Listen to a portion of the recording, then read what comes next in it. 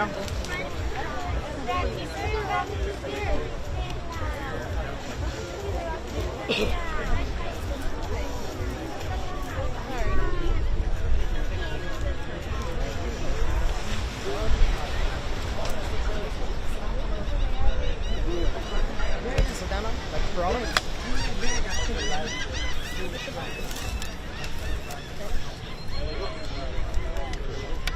Like the spot for all of us? It's hurting walking over there, but for... So you just go leave grandma. She has a spot right there. She don't want to go. Save my spot. Oh, I don't want to hear Go. Are you recording? I'm live. Right over here. Oh. The whole world.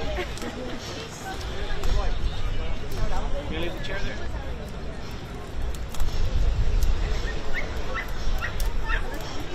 I went up there to see.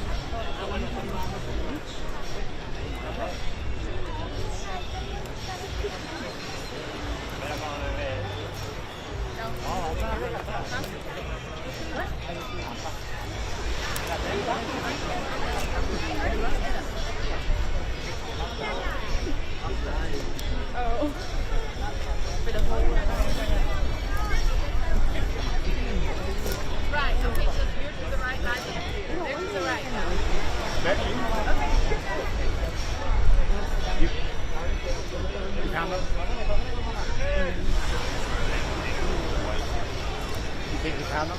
Yeah, are you guys in the amphitheater or are you in front of it?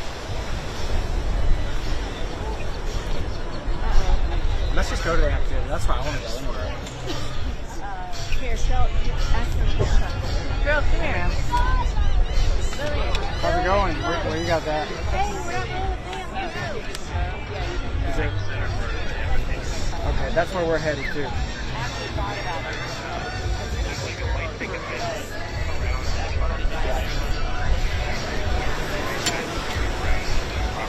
Yeah, we've been in the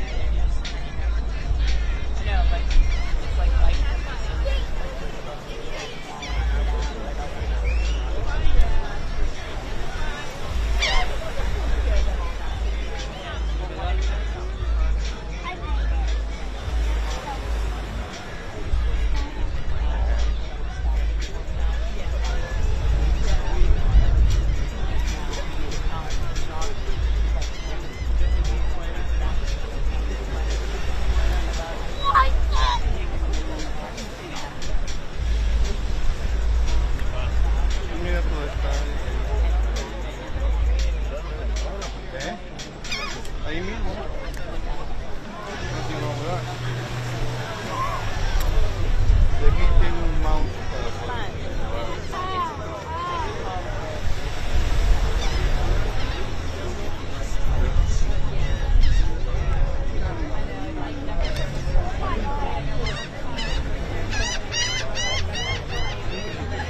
para creo que es la parte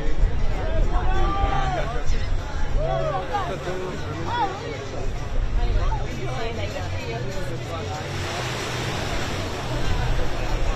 Oh, let's go, made it.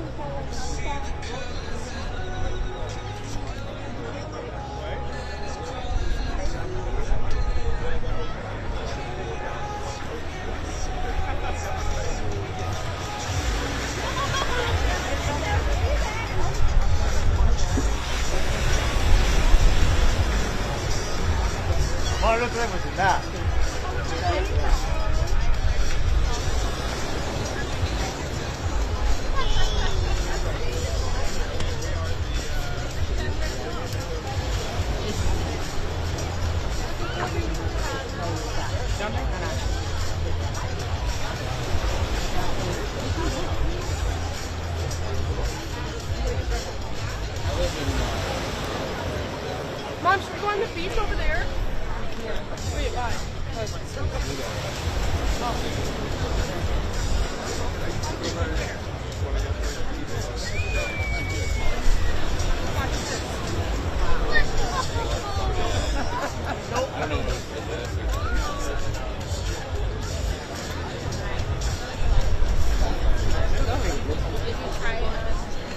Let's go, Ryan.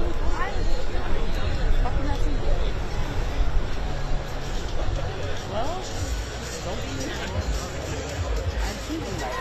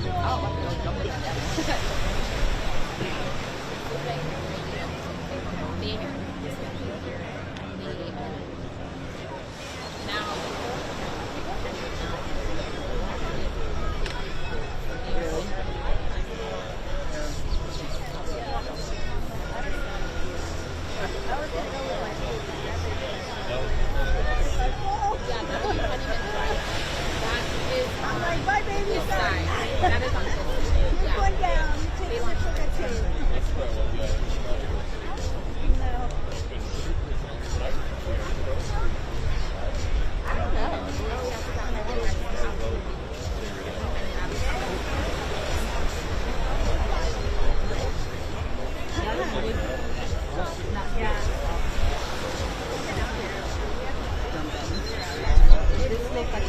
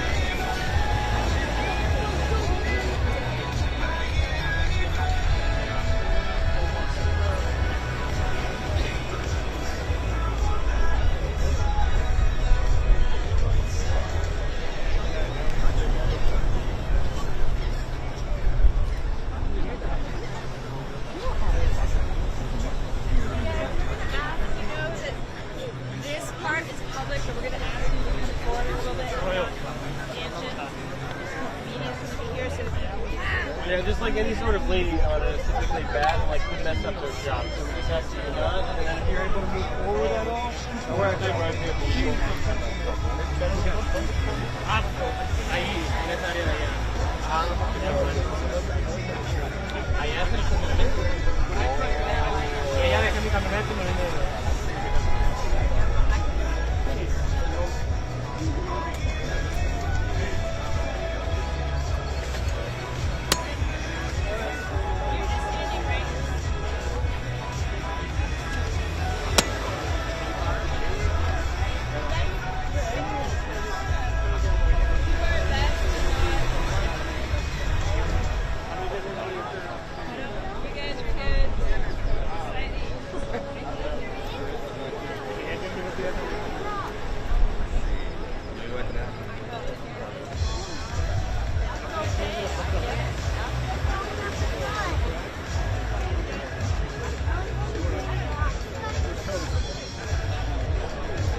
You want to work down at the beach? Yeah. All right.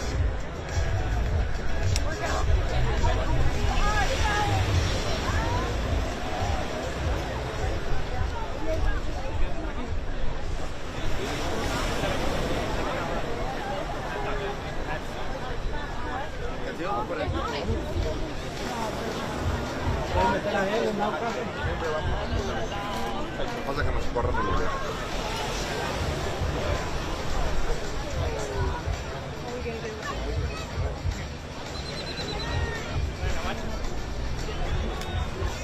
Hay un lugar bien famoso.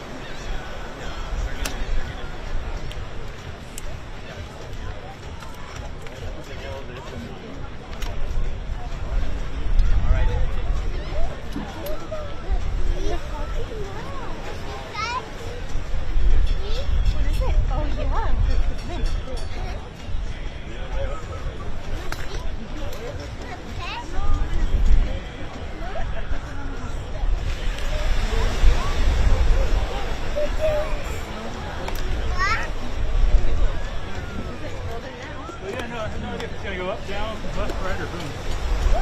Excellent result either way.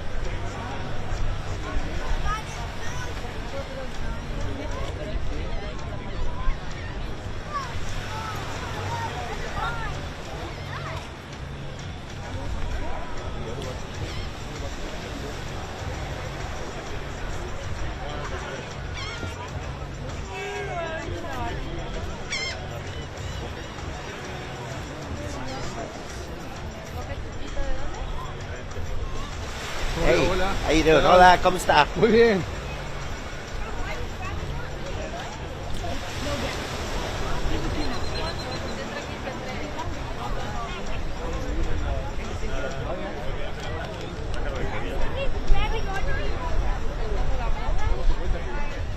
Ellos son, por supuesto, empleados.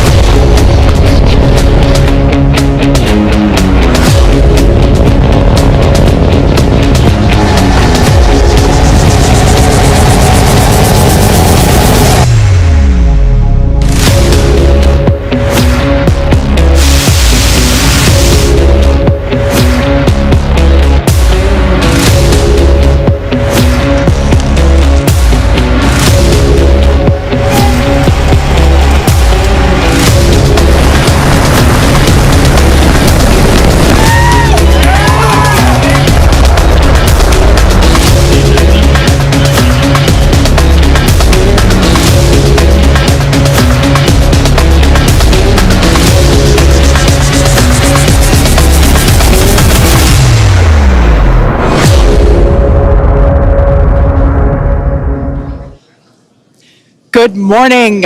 You're looking at a live view of Starship as it awaits its first ever integrated flight test from Starbase, Texas, in just a little over from 40 minutes from now. Today we're hoping to see our Super Heavy booster and Starship spacecraft, collectively referred to as Starship, lift off together for the first time. Thanks for tuning in. I'm Kate Tice, Quality Systems Engineering Manager here at SpaceX headquarters in Hawthorne, California. And I'm Shiva Bharadwaj, a Space Operations Engineer here at SpaceX. Now, as many of you know, Starship is SpaceX's latest and largest vehicle developed to date. It represents a fully reusable transportation system designed to carry both crew and cargo to Earth orbit, the Moon, Mars, and beyond. If you've been following the development of Starship over the last couple of years, you know we've been doing a lot of testing leading up to this big one. Once fully developed, it will be the world's most powerful launch vehicle with twice the thrust of Saturn V rocket and the ability to carry up to 150 metric tons to orbit. For reference, a 1 liter bottle of water is 1 kilogram, so 150 metric tons is basically 150,000 1 liter bottles of water, or as I like to think of it, one rather lonely blue whale. Now, today's test will be the first of many as we work towards transitioning Starship from a developmental to an operational program. Our primary objective today is to gather as much data as we can around the fully integrated vehicles. That means the booster and the Starship and the ground systems. While we have flown Starship in the past, this will be the first attempt of Super Heavy and the first opportunity to validate how the two vehicles operate together. Any data that we get helps improve the future builds of Starship will be considered a success for the purposes of today's test. Every milestone beyond that is icing on the cake. The further we fly, the more data we can collect. If all goes well, today's flight test could last as long as 90 minutes from liftoff to an expected hard ocean landing for Starship. Whether we end the test with a hard landing or a rapid unscheduled disassembly, or some combination of both, excitement is pretty much guaranteed. Now, if it does all go well, Super Heavy will fire up its 33 Raptor engines and it'll lift off from the launch pad down in South Texas. About 3 minutes into the flight, we're going to hope to see the Super Heavy separate from the Starship spacecraft. It'll then perform a flip maneuver. So there's that. You can see that on your screen. And then it'll boost back in order to make a hard landing in the Gulf of Mexico. And while that's happening, we hope to see Starship's 6 second stage engines ignite and watch as Starship coasts for about an hour at altitudes ranging between 150 and 250 kilometers before re-entering Earth's atmosphere and make its own hard landing in the Pacific Ocean about 250-ish kilometers offshore. Now, we are getting great camera views right now, but that's because we are on the launch pad, so we've got umbilicals and connections straight to the vehicle, but we aren't expecting to get very many good views once we get past booster separation. Yeah, we do promise, though, for any views that we do get, we will share them in real time. We are watching live with you all, so we're excited to see those views ourselves as well. Now, in a little bit, we are going to take a closer look at the vehicle and the launch pad. But first, today is a super exciting day. Everyone on the teams across Starship have been preparing, doing a number of tests and dress rehearsals for today's launch attempt. Yeah, that's exactly right. In fact, we saw a nice little recap of those tests in the intro video to today's webcast. For those of you that are following along, you know that many of those tests ended in those rapid unscheduled disassemblies, or RUDs as we like to call them. And it's been a long road to today. Just in 2022 alone, we had 9 static fires. We've had a couple of wet dress rehearsals. And of course, the launch control team has done numerous simulations as well. So major shout out to the teams that have been preparing for today's full up integrated test. In fact, we've got a shot of Star Command at the South Texas launch control team. Look at all the people ready for today's launch attempt. Yeah, that right there is our South Texas Launch Control Center. That is basically ground zero for everything that is happening today, in addition to a couple other control rooms that we have operating as well with operators on console, including the Mission Control Center here behind us here in Hawthorne, California. But with that being said, our very own Zachary Lupin is one of our SpaceX employees at our watch event in South Padre Island. Hey, Zach, how are things going on the ground? It is a great day for a test launch today, Kate. Hello, everyone. My name is Zachary Lupin, and I'm an avionics reliability engineer here at SpaceX, and I'm at the Cameron County Amphitheater, where a growing number of SpaceX employees are gathering to watch what we hope is the first liftoff of a fully integrated Starship. Now, the Starship team has worked incredibly hard for today's launch test. Over the past weekend, teams held a launch readiness review, which included a comprehensive review of all of our vehicle systems, looking at avionics, GNC, communications, software, structures, as well as our Raptor engines and propulsion in general. Now, we are only about 5 miles away from the launch pad, so it's a pretty good view for today. And as we get into as we start to approach T-0, everyone here is clearly very excited for the events that are happening today. So as we get closer to T-0, I'm going to throw it back to Hawthorne to talk more about our rocket. Awesome. Thanks so much, Zach. And we've actually got a little bit of a crowd forming behind us, too. Now, we've got a shot of Starship on the screen. The entire Starship structure you see is made of stainless steel, and when that's fully stacked, it stands about 120 meters tall and about 9 meters around. To help you give a sense of just how big that is, we've captured a video of some of our teams doing final integration prep work in advance of today's test flight. Just like Falcon 9, Starship has 2 stages, which we will talk a little bit more about in a minute. But in addition to those 2 stages, Starship actually has a 3rd stage called Stage 0. It consists of all the launch pad infrastructure built around the rocket. You can see a great view of it there on your screen. It's truly an engineering feat in its own right. And I feel like it's something we don't talk about very often. There's a lot of infrastructure that goes into fueling and preparing the launch vehicle before a large test like this, really any launch. Now, let's talk about Super Heavy. The name says it all. It's super, it's heavy, it's super heavy. It goes by some other names, the first stage or the booster, but whatever you call it, the Super Heavy will be the vehicle responsible for powering Starship against that mighty gravitational pull we've got here on Earth. And when it's fully operational, it's going to get Starship to orbit. The booster alone stands about 70 meters tall and is about the same height as a fully integrated Falcon 9, but with a diameter roughly 2.5 times that of Falcon 9 and with 33 much larger engines. Yeah, and having those engines, and oh my gosh, I love this shot. We can see looking up into the launch mount at the 33 engines on the booster. Those are each of the Raptor engines that's going to power today's launch attempt. Yeah, this is an incredible view. One of my favorite views that we're going to get today. We don't have this kind of view on our Falcon 9 launches, so this is so exciting to see. You can even make out the paint markers indicating which engine is which. Like we said, there are 33 of them. So there's a lot of fire that's going to be coming out from those engines in just over 31 minutes from now. As we mentioned before, there are 33 of them on the Super Heavy, the booster, and we don't see it right now, but the cluster in the center are the ones that are actually going to gimbal and help steer the booster back down for its water landing in the Gulf. Yeah, and they're a little bit different, Kate, than our Falcon engines. So on Falcon, we use a gas generator cycle.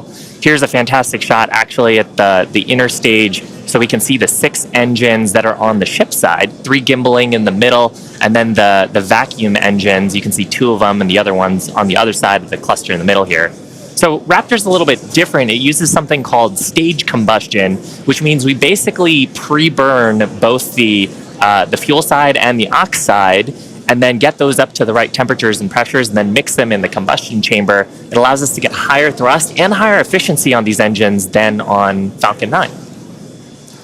Now, Super Heavy also has 4 grid fins to assist with orienting itself during the return back to Earth, as today is the fully integrated flight test, and the first one, we're focusing on safely testing just the fundamental systems and operations on the vehicle. So what that means is we won't be attempting to land on land today. Instead, Super Heavy is going to be making that hard water landing in the Gulf. Starship, or the spacecraft, is the second stage and makes up the top portion of the vehicle. It's designed for carrying passengers and cargo between destinations on Earth, Earth orbit, and planetary destinations. It stands 50 meters tall, a little taller than the Statue of Liberty. It's comprised of 6 Raptors. We saw those just moments ago. 3 of them are optimized for sea level, and the other 3 are vacuum engines, and they're optimized to operate in the vacuum of space.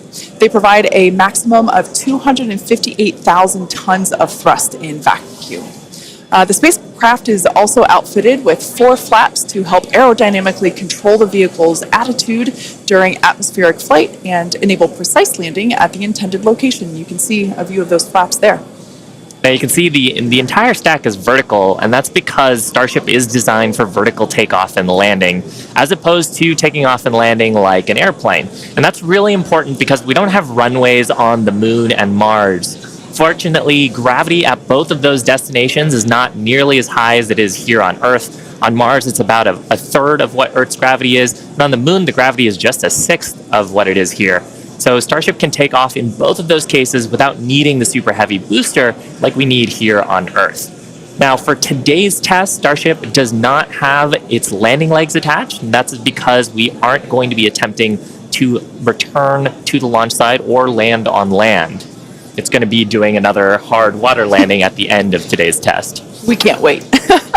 Starship is wrapped in a heat shield, which is composed of 18,000 hexagonal ceramic tiles designed to insulate the vehicle during atmospheric entry, where temperatures can be as high as 2,600 degrees Fahrenheit.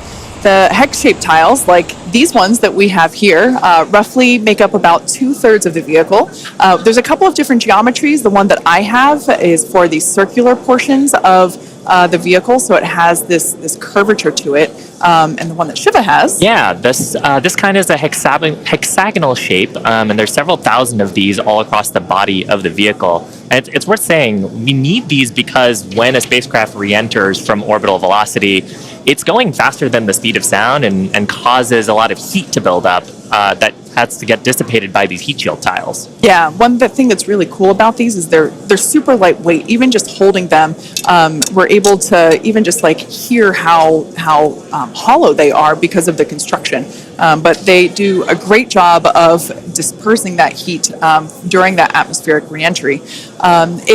We actually produce these in-house at what we like to call the SpaceX bakeries, and they're located in Texas and Florida. So it's something that we designed and build in-house, and like we said, there's thousands of them. You can kind of see them on the exterior of the vehicle. So at this point in time, we are at T-minus 27 minutes and 18 seconds. So let's head on over to John Innsbrucker for an update on the countdown. Hey, John. Thanks, Kate, and good morning. I'm John Innsbrucker, Principal Integration Engineer here at SpaceX.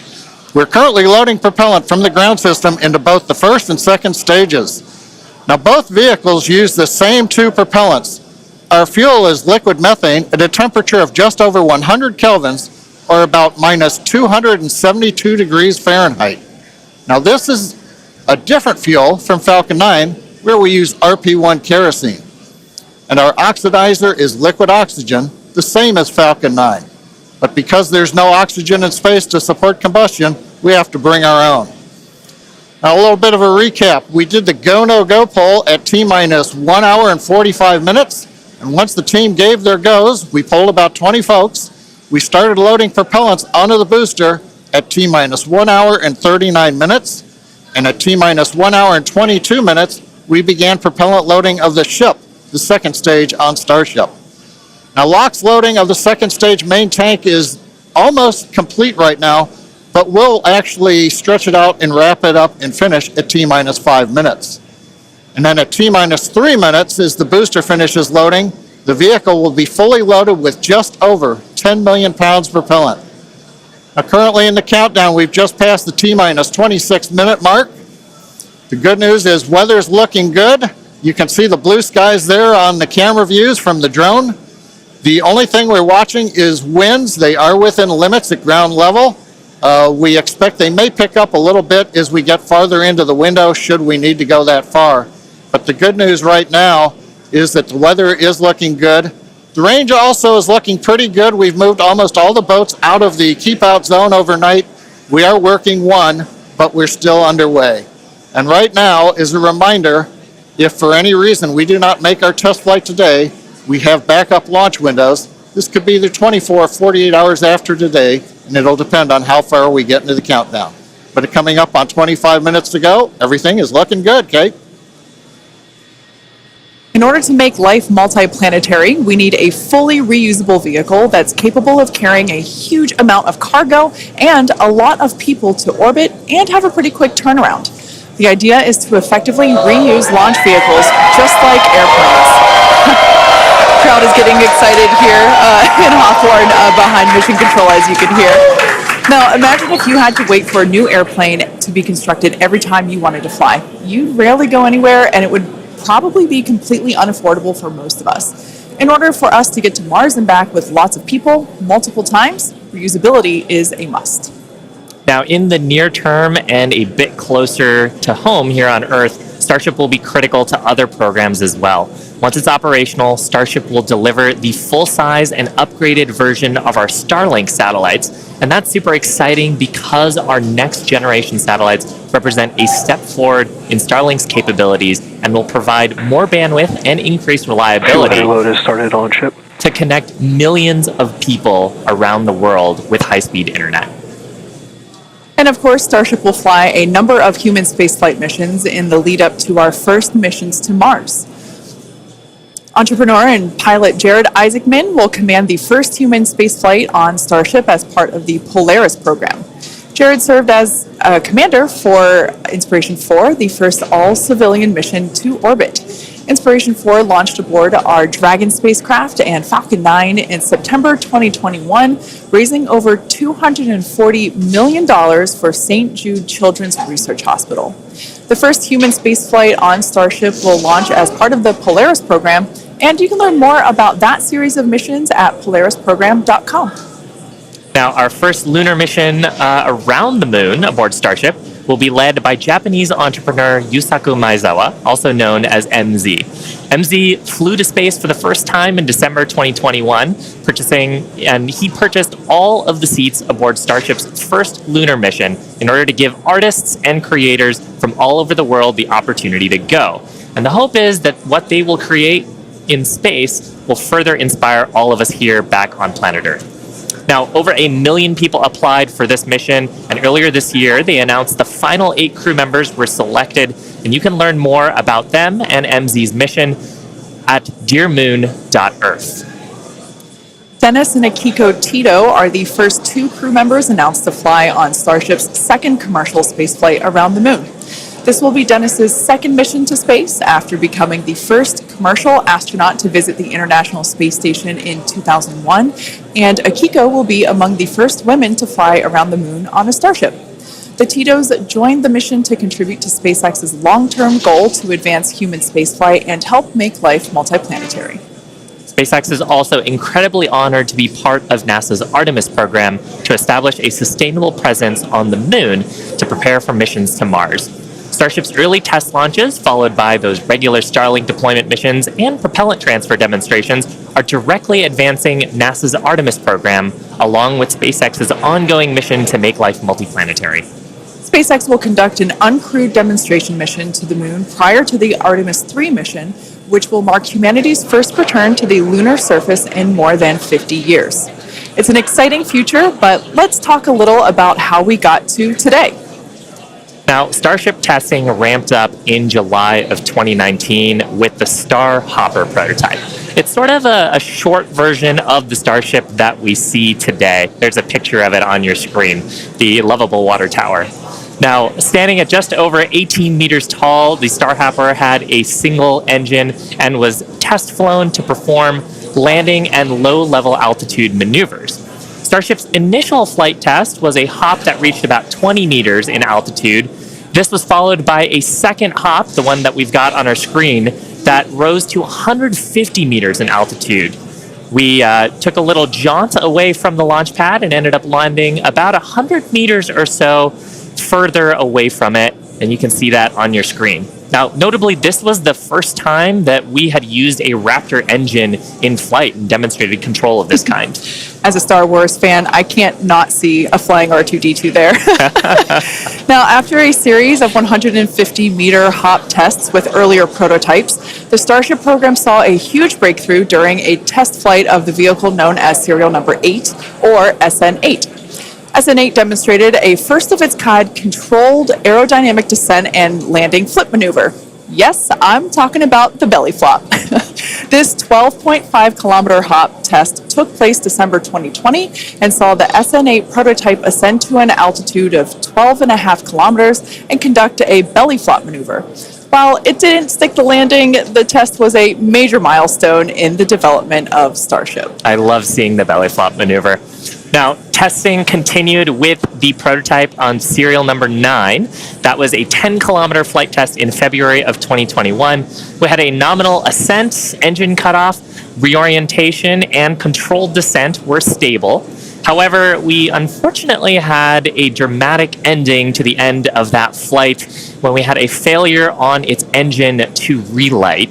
That resulted in one of those rapid unscheduled disassemblies. But what was really, really exciting about both serial numbers 8 and 9 is how quickly we were able to achieve just our primary objectives in those two high-altitude test flights. In addition to getting lots of great data, Starship successfully demonstrated control of the vehicle and subsonic re-entry capability. Ultimately, we performed 9 Starship high-altitude test flights in total, and in May of 2021, SN15 launched from Starbase, reached an altitude of about 10 kilometers, performed a number of maneuvers, and safely returned to the launch site. This was the first Starship prototype to fly, control its descent, safely land, and to be recovered in one piece. Now, having achieved that success in our suborbital campaign, one of the next big challenges for upper stage reusability is to survive the high heating hypersonic phase of entry. Combined with the ability to refill our Starship's tank with fuel and oxygen while on orbit is what will enable a fully reusable transportation system that's designed to carry both crew and cargo on these long-duration interplanetary flights, and that's ultimately what will help humanity return to the moon and travel to Mars and beyond in our solar system. So as you can tell, it is nothing but an iterative process to get to the point that we are today and where we will go from here. That iteration is a core process of how we work here at SpaceX. We like to fly and we like to test early and often, both on the side of hardware and software. Yeah, that's an awesome point, Kate. Now, we are continuing our countdown to Starship liftoff just over 17 minutes from now. So, of course, let's check in with John for another status update. John? Thanks, Shiva. Clock is coming up on T-minus 17 minutes from liftoff. We're continuing to click towards 0.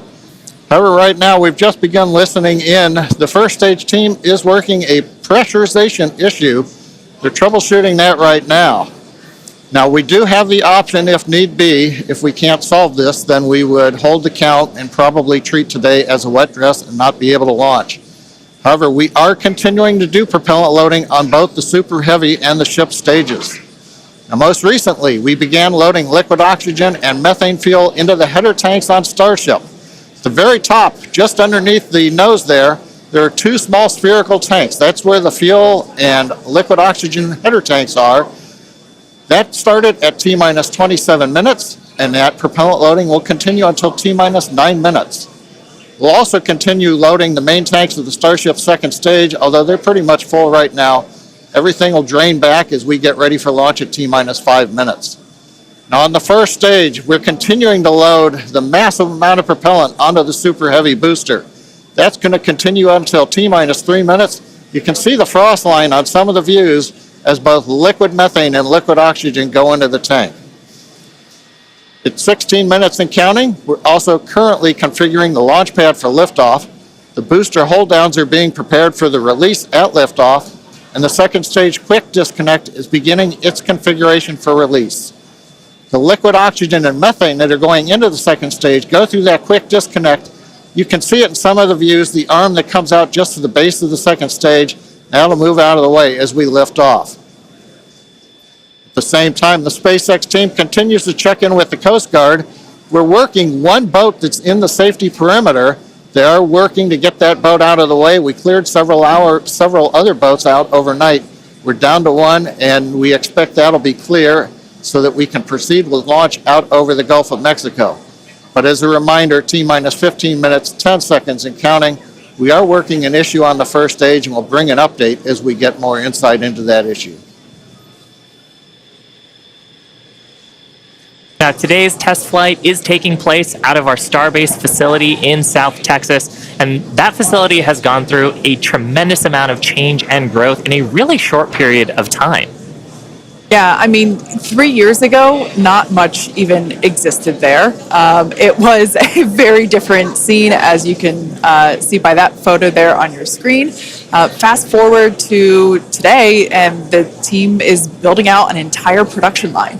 Yeah, last year they built 4 Starship Super Heavy boosters, 5 Starships, our 200 Raptor 2 engine, and this year they're targeting 5 boosters, 8 Starships in production for 2023.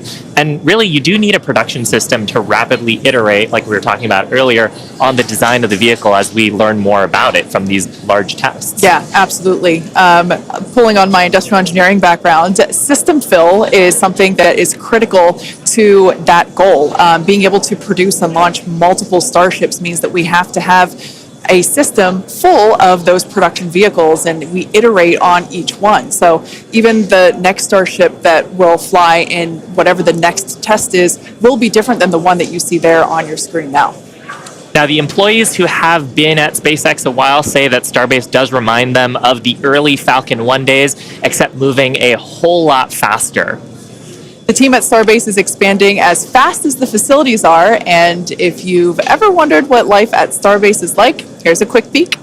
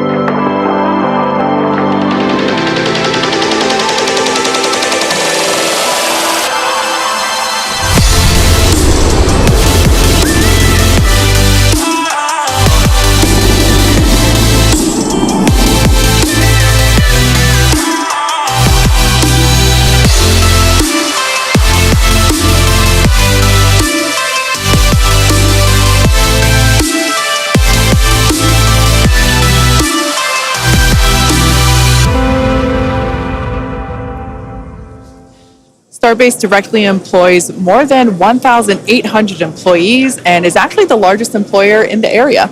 Yeah, and from that video, you can really tell, like, it's a beautiful location. It's close to the ocean. There's tons of wildlife. And that's because being close to the equator is actually a fantastic way to get to orbit. Yeah, I love that we have so many employee events that allow us to participate with ocean cleanup and other environmental efforts there. We'd also like to thank Cameron County for being so supportive for all of our work in that area.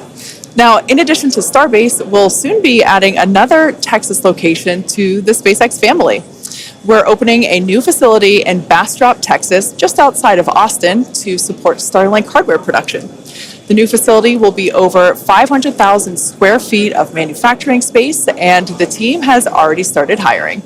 Now, we have all kinds of openings in production and manufacturing for technicians and leadership and manufacturing engineers and all kinds of site support roles. Basically, if you can think of a role, we're probably hiring for it. So if you're interested in helping expand human life to other planets or helping internet access here on Earth, consider becoming part of the SpaceX team at spacex.com/careers. Now, with that, let's check back in with Zach down at Starbase one last time before launch. Howdy, Zach. Hello, Kate and Shiva again. You can really feel the energy here at South Padre Island as more of the SpaceX team have gathered.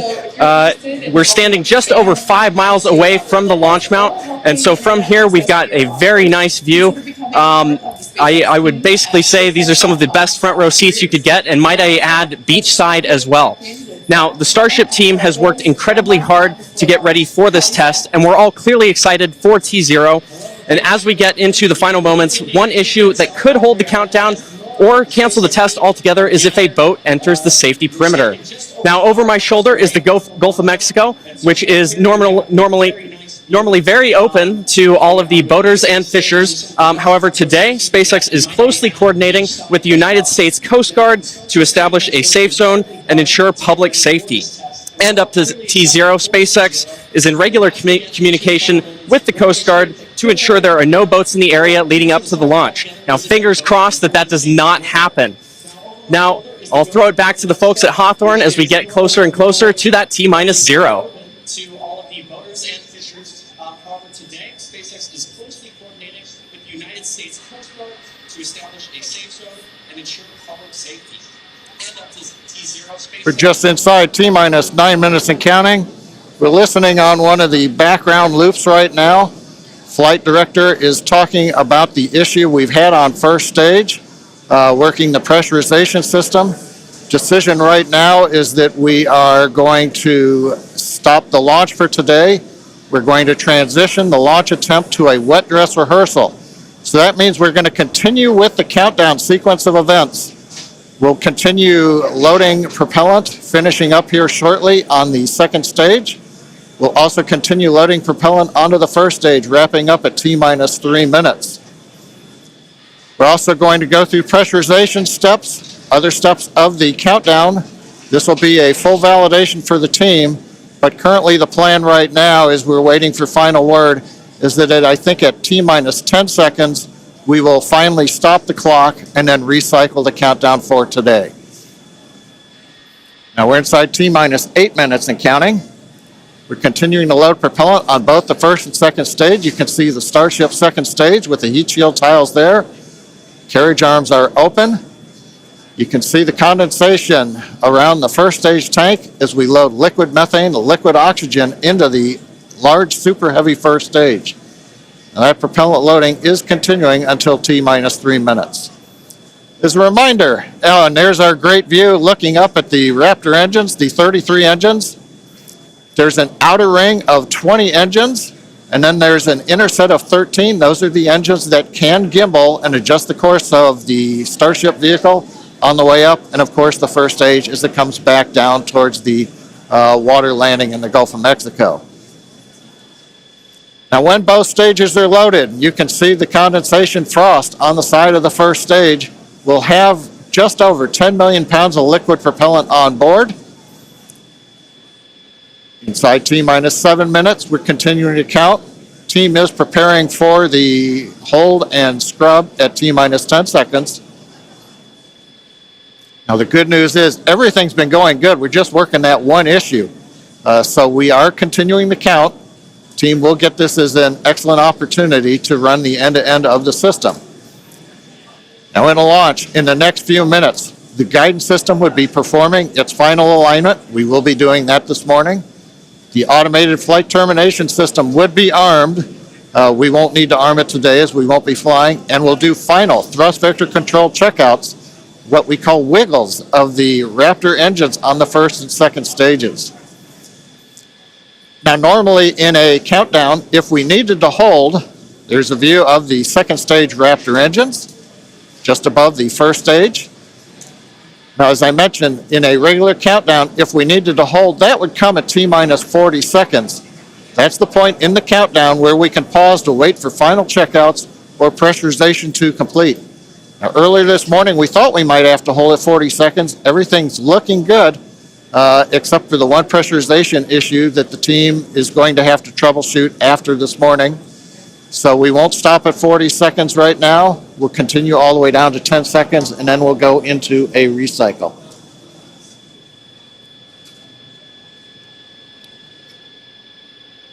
John, you mentioned that we're going to be jumping into a wet dress rehearsal here, and I actually now think we're coming up T-minus 5 minutes. Overall, though, Kate, Shiva, it's been a good day. It's a little sad listening to the flight director say that we're going to have to stop at 10 seconds, but I guess that's for everybody. It gives us a real run-through of the launch vehicle. Yeah, it's unfortunate. Of course, we wanted to see fire today and lift off, but that's okay. The point of the countdown is to allow the teams to progress to that T0 time in a coordinated fashion and really to unveil any issues prior to the ignition sequence. So the countdown did its job today. It allowed us to identify that press issue, and like John mentioned, the teams are going to work through it, and we are going to basically call it off at T-minus 10 seconds. But the integrated launch teams and us, we are going to treat this as if it were still a launch day. We're going to do this, what we now call a wet dress rehearsal. Yeah, and we've mentioned the term a couple of times here. We call it a wet dress rehearsal because we are wetting the propellant tanks. We are loading propellant into the vehicle. We've talked about the frost line a little bit here. That exercises the stage 0 system, the ground system, all of our infrastructure that loads propellants onto the pad. That exercises our procedures for the mission control teams. We're monitoring telemetry on the mission control consoles, looking at the pressures and the rates and the temperatures. And some of those things look a little bit different when you're getting up to the pre-flight pressurization levels and full propellant load. So we're learning things today about the integrated tests that are going to set us up for success in a future attempt later on, hopefully in the next 48 hours or so. And Kate, like it's also worth mentioning here, we're still going to take the count through to a pretty around the T-minus 10 second mark. So we're really going to exercise everything that we would up until that point in the vehicle states and ground procedures. Yeah, it's like we said before, any data that we can collect today is super helpful, and that's exactly what we're doing. We are continuing to collect this data and allow the teams to have be better informed for the next attempt. Unfortunately, due to the needing to recycle the propellant, we are looking at a minimum of 48 hours until we are able to attempt this flight test again. So we're not quite sure what that timing will be at the moment, but we're looking at a minimum of 48 hours at this point in time. But Shiva, exactly as you said, things look a little bit different on launch day, and we allowed the countdown to do its job, to basically get to this point, to allow the teams to work through the issues, and we're going to continue, like we said before, we're going to continue all this down all the way to T-minus 10 seconds, and that will really allow the teams to pretend like this is launch day and continue and gather that data. Yeah, Kate, it's on the one hand, it's a little bittersweet. On the other hand, we watched them go all the way through. First stage propellant load, just now wrapping up. The second stage, even the header tanks up under the nose of the Starship that you can see on the monitors. Actually, that all went very well today. The weather was excellent. Everything was looking good. Sadly, we just have the one issue, but that is letting the team continue to count down. And we're going to continue with it here until we get the clock hold at T-minus 10 seconds. Yeah, so for those of you that have just joined us, we're now at T-minus 1 minute and 30 seconds to what would have been the launch of our Starship flight test, but unfortunately due to a stage 1 issue, we are going to utilize today as a wet dress rehearsal. Instead, we are not going to attempt launch. The teams are basically saying that we're scrubbing our launch attempt for today, and we are expecting a minimum of 48 hours in order to recycle. So it's all good news, though. There's nothing really to be sad about other than we had hoped to be able to lift off today, but that's okay. Now, one thing to point out for folks, when we do come back, when we clear this and we fly, one of the things you'll hear in the last minute, you won't be hearing us because we'll be listening to the countdown. But at T-minus 30 seconds, that's when the flight director would give the final go for launch. love to have heard that this morning, but it's something to look forward to. Absolutely. The other thing to look at is at T-minus 6 seconds, we begin lighting the engines. Up on your monitor, you can see there, T-minus 40 seconds. We did hit the 40-second hold point, and they are holding for a moment. In the end, they will release that hold. We'll go the last 30 seconds. But yes, when we do get to day of launch, the last thing to look at is in the last 6 seconds, light the Raptor engines in succession. So unlike Falcon 9, we're going to have to do that a little longer. We're hearing right now the clock is going to hold here at T-minus 40 seconds. The Super Heavy and Starship are looking good. So with that, Kate, it's been a fast-paced morning. We got through it fairly quickly.